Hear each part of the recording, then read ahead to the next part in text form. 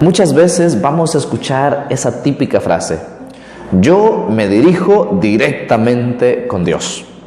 ¿Para qué voy a ir a la iglesia a escuchar curas? O peor aún, ¿para qué voy a ir a contarle mis pecados a otro pecador igual que yo? Pero ojo, eso no es lo que dice Jesús. Veamos el evangelio de este día. Lucas 10, del 1 al 12. Dice así: designó el Señor a otros 72 y los envió por delante, de dos en dos. Y ojo a esto: a todas las ciudades y sitios a donde Él pensaba ir. Es decir, Jesús, pudiendo prescindir de nosotros, quiere valerse de instrumentos humanos, pecadores, frágiles, para hacernos llegar su palabra. Lo mismo sucede para hacernos llegar su perdón. Es Jesús quien le dice a los apóstoles: a los que les perdonen los pecados, les quedarán perdonados, y a los que no se los perdonen, les quedarán sin perdonar. O lo mismo va a suceder, por ejemplo, con la unción de los enfermos. Dice la carta a Santiago: ¿está enfermo alguno de ustedes? Llame a los presbíteros de la iglesia para que recen por él, lo unjan con aceite, y la oración hecha con fe le dará la salud al enfermo, y si tiene pecados se le perdonarán. Por lo tanto, aquellos que dicen yo me confieso directamente con Dios, atención, esa no es la manera en la que Jesús dejó su perdón. No es que no pueda hacerlo directamente, pero es que así vio bien dejarlo. Y eso no es un invento de un cura, no es un invento de la iglesia, es su palabra. Es decir, tenemos esta misión, pero no solo como sacerdotes, obispos, sino todos los cristianos, de hablar en nombre de Cristo.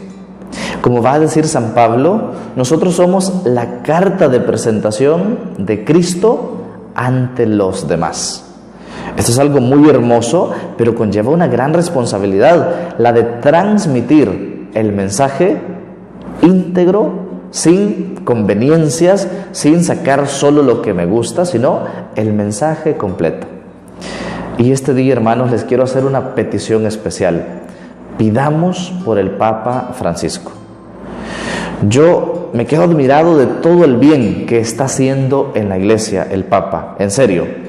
Pero me admira aún más cuántos ataques está recibiendo, cuántas calumnias, cuántas traiciones incluso, por todo el bien que está haciendo.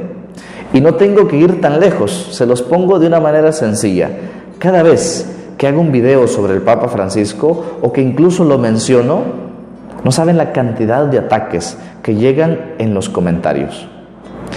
Yo este día les quiero recordar algo. Ahí donde está Pedro, ahí está la iglesia de Cristo. Es Jesús quien le dice a Pedro: confirma en la fe a tus hermanos. Y ahora es el Papa Francisco, sucesor de Pedro, quien nos precede en la fe, quien nos confirma en la fe, quien nos guía por dónde caminar. En estos momentos hay mucha confusión dentro de la iglesia, pero yo les digo, si estamos junto a Pedro, si estamos junto al Papa, no tengamos miedo, porque los poderes del infierno no prevalecerán sobre la iglesia.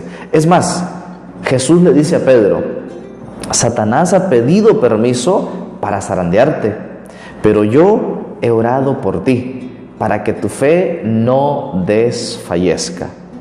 Por eso, hermanos, tengamos la certeza, si estamos junto a Pedro, si estamos junto al Papa, tranquilos. Es el Espíritu Santo el que sabrá guiarlo para tomar las mejores decisiones. No hagamos caso de tantos mensajes amarillistas, de tantos evangelizadores, incluso de tantos sitios web, de tantos canales de YouTube, etcétera, en donde se ataca deliberadamente al Papa y empiezan a sembrar confusión y división dentro de la iglesia. Ahí donde está Pedro, ahí está la iglesia. Ahí donde está el Papa, tengamos la certeza que el Señor no lo abandonará. Nuestra confianza, por supuesto, siempre en el Señor. pero recemos por nuestro Papa Francisco, recemos por los obispos, por los sacerdotes, para que seamos fieles a esta misión que el Señor nos ha dado, de ir delante de Él a preparar el camino, a preparar los corazones.